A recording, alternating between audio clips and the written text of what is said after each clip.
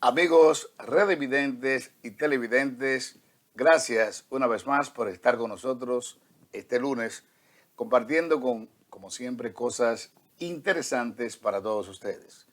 Nosotros siempre en la compañía grata de la hermosa e inteligente licenciada Arelis Mejía. Arelis, tenemos hoy un programa sumamente especial y tú sabes que estamos detrás de los suscriptores, así es que Sí, adelante. definitivamente, Miguel. Tú sabes que muchas personas cuando está el domingo se sienten ya abrumados porque viene el lunes. Pero para nosotros es todo lo contrario. No podemos esperar estar aquí al frente de ustedes hablando de las actualidades, tanto en la ciudad de Nueva York, los Estados Unidos, al igual que la República Dominicana, porque aunque no lo crean, no han podido quitarnos ese ombligo umbilical de la República Dominicana, de nuestra patria, Miguel. Y claro, no dejen de suscribirse a nuestro canal Vía Láctea Media. Estamos llegando a ustedes a través de esas redes todas, Facebook, Instagram, YouTube, pero sobre todo, Miguel, que no dejen de suscribirse porque de esa manera nos apoyan este proyecto que, como siempre, espera traerle lo mejor. Bueno, Arelis, y en el día de ayer estuvimos celebrando el 57 aniversario de la gesta de la Revolución de Abril, un hecho histórico que sin lugar a dudas ha traído a nuestra nación muchas enseñanzas y reflexiones. Yo pienso que a partir de ahí, aunque mi opinión es que no logramos el objetivo inmediato en esos momentos, la realidad es que aprendimos bastante de esa gesta. Sí, definitivamente, Miguel. Es como, por ejemplo, ayer estaba en la iglesia y el padre hablaba de un renacer. Fue el momento que básicamente no podemos olvidar, pues nos enseñó muchas lecciones, pero la idea no es solamente recordarlo y tenerlo en un altar, sino seguir adelante con esos mismos proyectos, con esa misma veracidad y positividad para llevar una nación donde debe de estar en el siglo XXI. Arelis se refiere al padre Luis Barrios, quien es nuestro pastor realmente. Y además de ser independentista, porque es de origen puertorriqueño, también está al día con lo que pasó, o estábamos ayer celebrando esa gesta tan interesante que Arelis conmovió incluso al imperio americano. 42.000 marines para, en esa época no era ni sombra, ahora somos 11 millones de habitantes. En esa época podemos decir que quizás éramos más o menos la mitad de lo que somos hoy. Y lo cierto es que nosotros logramos hacer historia, no solamente localmente, a nivel del mundo. Aquella foto donde se ve este hombre frente a un militar invasor norteamericano con una piedra en las manos.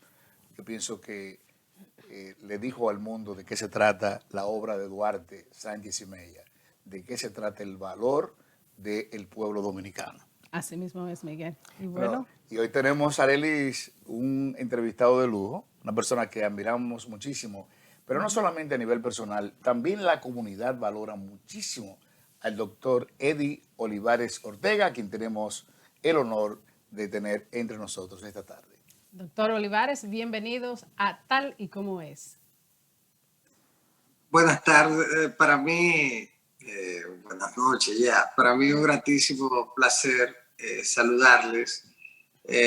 La verdad es que debo empezar felicitándoles por ese trabajo que realizan de orientación de la comunidad.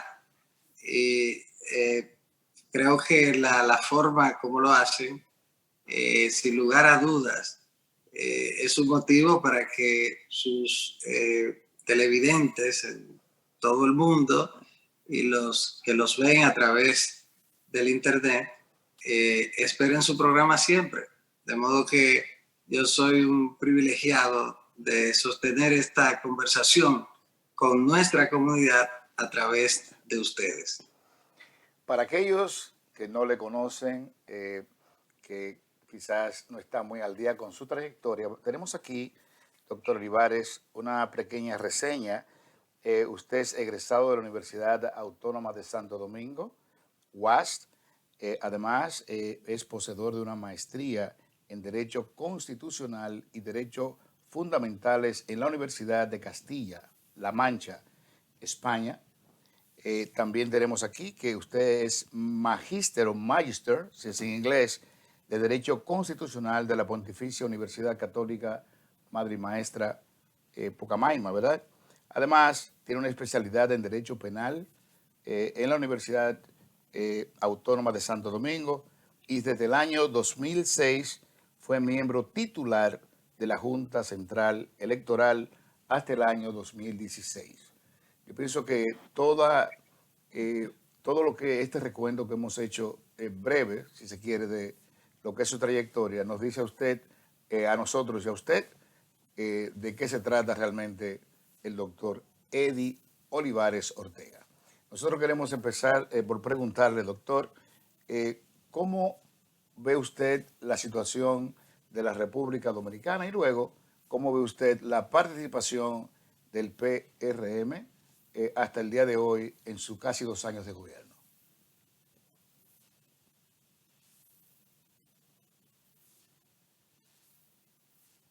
Sí, parece, Miguel, que tuve un pequeño problema con la conexión del doctor. Es posible, Pero él se está conectando y pronto lo tendremos de nuevo.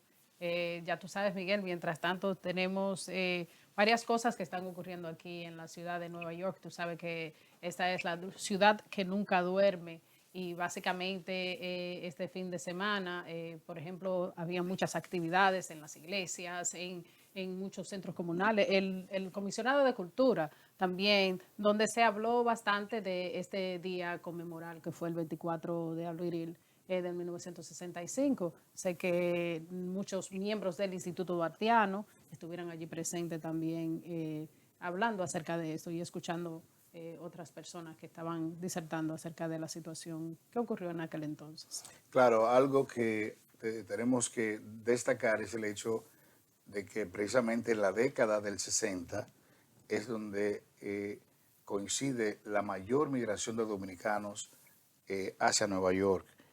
Y si usted ve 60, 65, apenas distan unos 5 años, pero también muchos vinieron después de la guerra.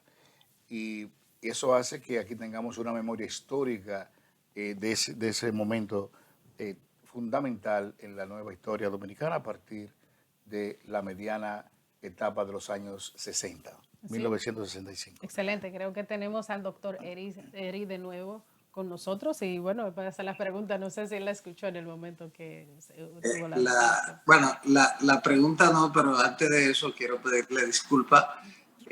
Estoy haciéndolo a través del teléfono y como ustedes comprenderán. Sí, no, eso lo sabemos, esa parte. Llamadas, entonces, sí, entonces ahí tuve ese inconveniente, de modo que mis disculpas a ustedes y a todos los amigos televidentes en todas partes. Si la pregunta iban dirigidas, fueron dos en una. Siendo usted una autoridad en la República Dominicana, no solamente académica, sino también moral, le preguntábamos cómo anda la República Dominicana y cómo cree usted que lo ha hecho el Partido Revolucionario Moderno durante los últimos 2 años como gobierno de la República Dominicana. Bueno, la República Dominicana es parte de un mundo que fue impactado por una pandemia altamente contagiosa que arrodilló a la humanidad y que los humanos, con todo y los avances tecnológicos, no se prepararon para combatir una enfermedad que es el producto de un virus, y sin embargo ese pequeño virus arrodilló al mundo.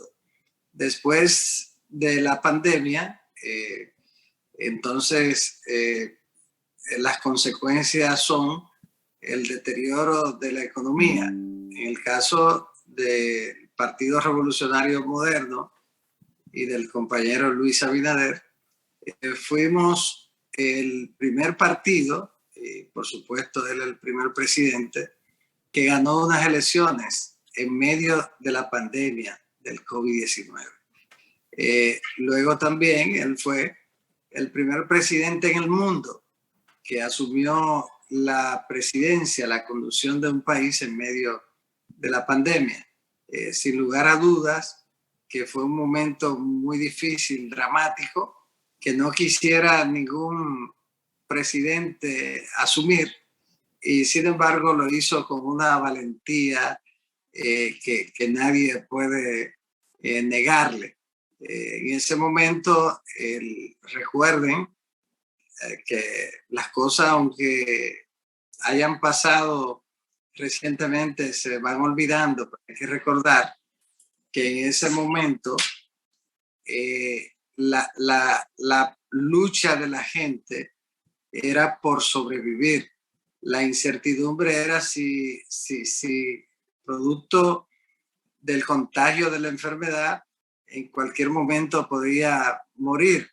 Y esa era la preocupación. La preocupación era vivir, sobrevivir. Y el compañero Luis, con una valentía que nos sorprendió a todos, enfrentó su principal desafío, que era garantizarle la vida al pueblo dominicano. Lo hizo muy bien, todo el mundo lo reconoce. Fue el primer país de la región que obtuvo la totalidad de las vacunas para la inoculación, y como consecuencia de ello fuimos el primer país que salió o que superó grandemente la pandemia, al extremo de que hace ya un tiempo que no tiene ningún impacto en el país. A partir de entonces, el gran desafío es la recuperación de la economía. El siguiente gran desafío, deteriorada como consecuencia de la pandemia, como ocurre cuando esto acontece en cualquier época de la humanidad. Y en ese sentido ha afrontado el desafío de la economía. Pero cuando ya vamos saliendo de la pandemia, la economía se va recuperando, el turismo y otras actividades. El país es de los primeros que se va recuperando, pero entonces viene la guerra de Ucrania. Y ahora el desafío es mucho más fuerte, el desafío económico. Y en ese sentido, sin lugar a dudas, Luis también lo ha enfrentado. Yo pienso que es cosa de tiempo. No es verdad que la situación va a regresar a la normalidad en lo que tiene que ver con la recuperación económica en 12 meses, 18 meses, pero lo importante es sentar las bases para que esa recuperación se produzca al más corto tiempo y sobre todo que afecte lo menos posible a los más pobres, que son los que más necesitan del auxilio del gobierno, del Estado. En ese sentido, sin lugar a dudas, este problema será superado, y entonces el compañero Luis, que no ha podido gobernar tranquilo cada día de estos casi 2 años, ha sido dentro de las dificultades que hemos señalado, pero el país sabe que está haciendo el mayor esfuerzo posible para conducir el país hacia el bienestar que tanto esperamos. Sí, vemos que la oposición obviamente se está aprovechando de cada una de esas oportunidades para decir que el gobierno o que el partido no sabe gobernar. Pero bueno, tomando eso en cuenta, vemos como también la oposición ha empezado una campaña prematura en la República Dominicana. En cuanto a la Junta Central Electoral, ¿cuáles serían las consecuencias para estos partidos que empezaron una campaña prematura en cuanto en un momento ya electivo? Sí, pero quería, a propósito del comentario final, en relación con la crítica de la oposición, que todo el mundo sabe que el papel de la oposición es criticar y cuestionar, porque es lo que le da la posibilidad de ganar las elecciones. Sin embargo, la oposición siempre en una democracia que funciona adecuadamente debe ser una oposición responsable.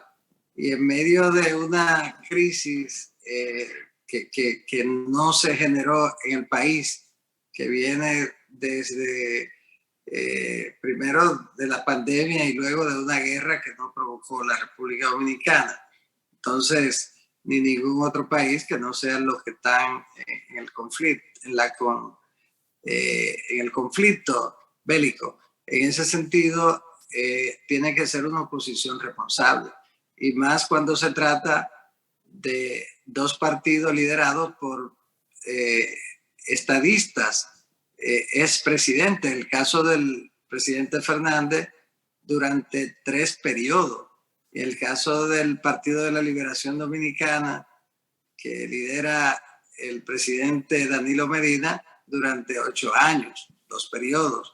De modo que la oposición debe ser responsable, y ni a Luis Abinader, ni a Leonel Fernández, ni a Danilo Medina les luce hacer planteamientos absolutamente oportunistas del proceso, sin tomar en cuenta por encima de todo el interés de la nación. Yo pienso que la oposición siempre critica, pero también debe tener el compromiso con el país de plantear soluciones, plantear cosas propositivas. Y yo pienso que la oposición, y sobre todo tratándose de líderes que saben cómo funciona el Estado, ha sido muy irresponsable y poco consecuente con el interés del país en medio de una crisis excepcional como la que hemos vivido en los últimos 2 años. De modo que a propósito de ese señalamiento, en lo que tiene que ver con la pregunta, sí, la ley de partidos 3318 establece que la pre-campaña debe iniciarse la primera semana, el primer domingo del mes de julio del año 2023.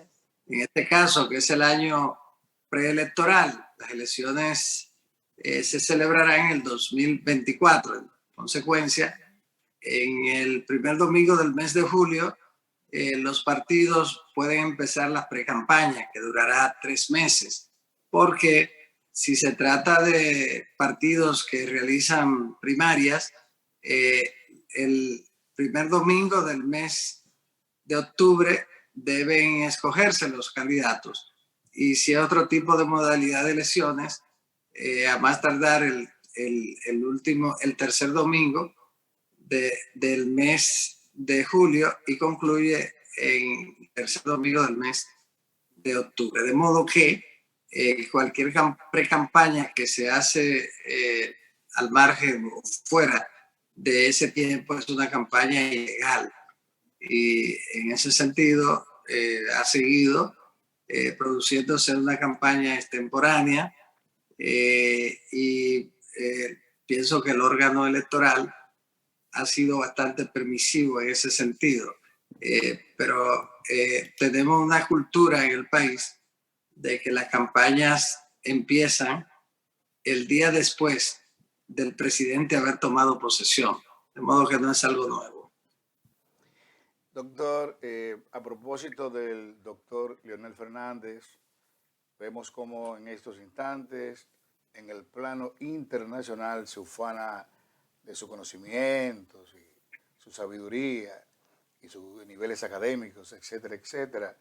Pero entonces nosotros entendemos que insulta al país, un país que ya no es el mismo siquiera de hace 10 años atrás, con que huevos y pollos y granja, hablándole como si fuéramos tontos, como si lo que usted describiera hace un momento nosotros como nación, tanto allá como aquí, no lo conociéramos al dedillo. Incluso recientemente los Estados Unidos acaba de anunciar que la inflación anda por el 8.5% aquí en los Estados Unidos, como este señor trata de burlarse de nuestros conciudadanos allá, como vendiéndole que él es la panacea a los problemas por resolver, cuando en 12 años no resolvió un solo problema fundamental del país.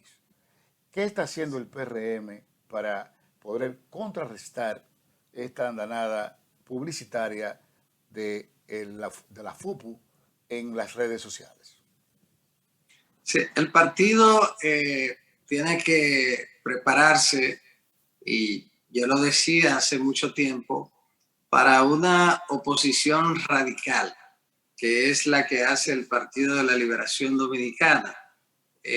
Ha sido así siempre. En el 78, después del PRD ganar las elecciones de una manera amplísima, el profesor Bosch propuso que se creara un gobierno de unidad nacional y mencionó al Partido Reformista primero, al PLD, que apenas había obtenido unos 13,000 votos, y de último al PRD, que era el que había ganado con más de un 50% de las elecciones.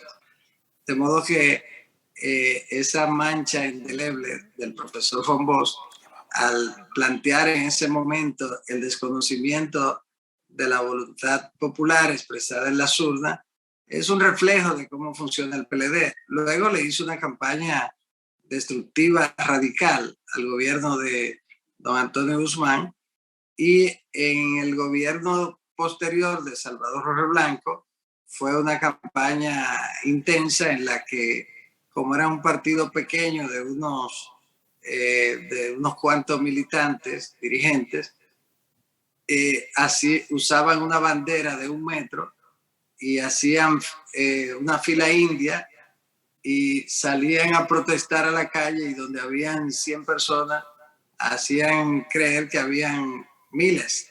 Entonces, así ha sido el PLD. En el gobierno del presidente Mejía fue una oposición radical y responsable, en la que cada día el presidente Fernández aparecía en los medios de comunicación anunciando las peores catástrofes, y en ese sentido señalaba, hacía planteamientos que atentaban contra la estabilidad del sistema financiero, y ese es el PLD, y no va a ser distinto ahora.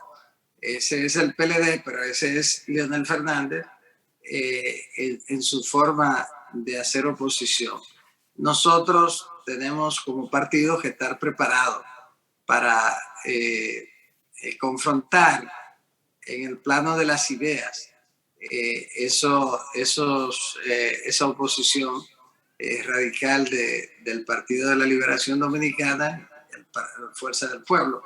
Se refleja ahora en movimientos en las calles, sin lugar a dudas, pero hay que recordar, porque es muy reciente, han pasado apenas 2 años, y ya a la semana de estar en la oposición, el PLD y Fuerza del Pueblo hablaban como si nunca hubieran gobernado. Y a propósito de lo que usted muy bien señalaba, hay que recordar que el PLD gobernó durante 16 años consecutivos, y durante esos 16 años, desde el primer periodo, tenían mayoría en el Congreso Nacional. Luego entonces, a partir del 2011, entonces tenía el control de los 3 poderes del Estado, porque sustituyeron a la Suprema Corte de Justicia, que presidía el magistrado Subero Isa, para poner un cuadro al frente de la Suprema y tener un control absoluto de la Suprema Corte de Justicia, de modo que ya tenía el control, además del Ejecutivo, del Poder Legislativo, con un control absoluto, con 31 senadores de 32, con la mayoría absoluta de los diputados, con la Suprema Corte de Justicia, y luego entonces el control de los extrapoderes constitucionales, que son la Cámara de Cuentas, la Junta Central Electoral, el Tribunal Constitucional, el Tribunal Superior Electoral, la Junta Monetaria, el Banco Central, etc. Entonces, el control de los tres poderes clásicos y de los extrapoderes, de modo que en esos 16 años pudieron transformar o debieron transformar el país. Y sin embargo ocurrió lo contrario, que se produjo un deterioro en la institucionalidad democrática. Y a pesar de que el país le dio el control absoluto del Estado, a pesar de ello, no hay cambios que hayan reconducido al país. Todo lo contrario, se deterioraron las instituciones, pero también la corrupción se elevó a niveles nunca antes vistos en el país desde la fundación de la República. En ese sentido, yo pienso que el legado, después de haberle dado al país 16 años consecutivos, es altamente negativo. Si el PLD no tiene calidad moral para hacer cuestionamientos en este momento. Lógicamente es un partido de oposición y están ejerciendo ese derecho, pero yo pienso que cada vez que hablan deben sentir algo de vergüenza. Doctor Olivares, antes de pasar a la próxima pregunta, queremos agradecer a nuestro representante en la República Dominicana, una especie de enlace al licenciado y comunicador Fernando Arturo Santana por habernos ayudado, facilitado a esta entrevista. Así es. Yo quería preguntarle al doctor Olivares. Doctor Olivares, están las primeras páginas en artículos periodísticos de muchísimas fuentes, etcétera, etcétera. Sabemos de el pequeño impasse que ha suscitado el hecho de las aspiraciones del doctor Guido Gómez Mazara a la presidencia del PRM, tratando de sustituir a el licenciado Paliza, pero la realidad es que súbitamente ha surgido su nombre para optar por este importantísimo cargo que es la posición de presidente del PRM. ¿Qué hay de cierto en todo eso? Y de ser cierto, ¿usted lo aceptaría? Bueno, hemos recibido el apoyo de diversos sectores del partido. La convención será de delegados. Tenemos un apoyo mayoritario de los compañeros que van a participar en condición de delegados en esa convención. El voto es secreto. Todos esos son factores que nos brindan la posibilidad de ganar esas convenciones internas. Se van a celebrar el día 15 de mayo para la escogencia del presidente, los vicepresidentes y el secretario y los subsecretarios. Nosotros habíamos planteado siempre que fuera a través del voto universal, es decir, del voto de los miembros, de los afiliados del partido, de todos. Pero se decidió que fuera por delegado y decidimos participar en este certamen interno. De modo que sí, tenemos el apoyo mayoritario de los delegados y estamos participando en el proceso, contactando personalmente a los delegados que son los miembros del Comité Nacional del Partido, alrededor de 800. Entre ellos están los senadores, diputados, alcaldes, también los directores de distritos municipales, los presidentes y secretarios generales de los municipios, los presidentes de los distritos municipales, todos ellos son parte de esa convención, además de 3 representantes por cada, 2 representantes por cada Secretaría Nacional del partido y 3 representantes por cada frente. Pues, en el caso del Frente de Mujeres y de Juventud, son 9 representantes por cada uno de esos frentes. Eso alrededor de 1,000, entre 1,300, 1,400 delegados son los que van a tomar la decisión en lo relativo a la escogencia del presidente y el secretario general y vicepresidente y sus secretarios nacionales. Posteriormente ya se celebrará entonces la convención en las zonas y después municipios, distritos municipales y seccionales del exterior. Y finalmente los cargos en las provincias. Sí. Usted sabe que básicamente debido a su deseo de aspirar para esta posición, hay cierto cuestionamiento a su support al presidente Luis Abinader basado a la relación estrecha que tiene usted con el señor Hipólito Mejía o el expresidente Hipólito Mejía. ¿Qué usted tiene que decir acerca de esto? Bueno, no, yo soy un dirigente del partido. Todo el mundo sabe que tengo mi visión del país y también tengo mi posición en cuanto al tema ideológico.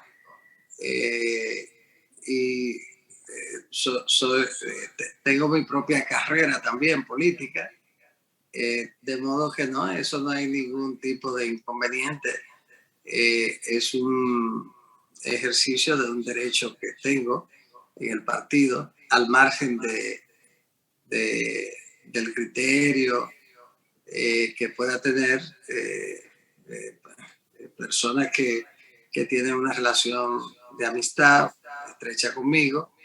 El caso del presidente Mejía, que todo el mundo sabe que tenemos una relación afectiva muy estrecha, pero yo tengo mi propia carrera política y mi propia visión sobre los temas. De modo que en ese sentido la gente sabe eso y no hay ningún tema, ningún inconveniente con el compañero Luis. Las relaciones nuestras son excelentes, tenemos una muy buena relación y yo creo que aquí lo más importante es fortalecer el partido, porque el fortalecimiento del partido y la integración de la base al partido y la conexión del partido con la base es fundamental para retener el poder. Y la lucha por la retención del poder se desarrolla durante todo el cuatrenio. De modo que eso es lo que importa en este momento. Lo que importa es el partido, su fortalecimiento y la continuidad del partido en el poder sobre la base de una buena gestión de gobierno que motive al electorado a volver a votar por nosotros en el año 2024. Doctor, usted sabe cómo es el tiempo en televisión, corre a una velocidad asombrosa, máxime cuando uno está hablando con una figura de tanta prestancia, de tanto conocimiento y sabiduría como es usted.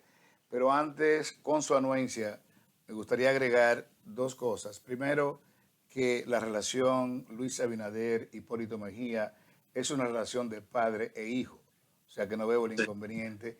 Del mismo modo también que es bueno que los amables televidentes y redes videntes sepan que es en este momento idóneo una convención de esa naturaleza, porque una, tratar de llevar una elección o recomposición del partido de manera universal, como usted mencionó, crearía mucho tiempo y mucha distracción para las ejecutorias del gobierno.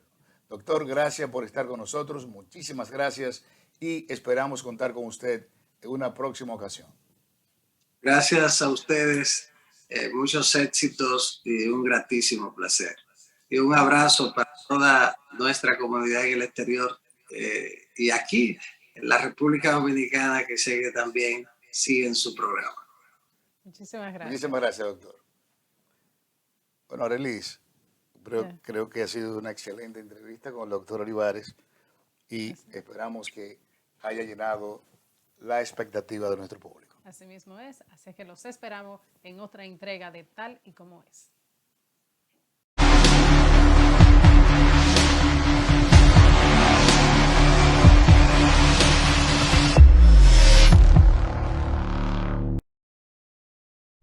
Residencial Paraíso Dorado, ubicado en la carretera Joaquín Gómez, próximo al colegio Christian School, a solo 5 minutos del centro de la ciudad de La Vega.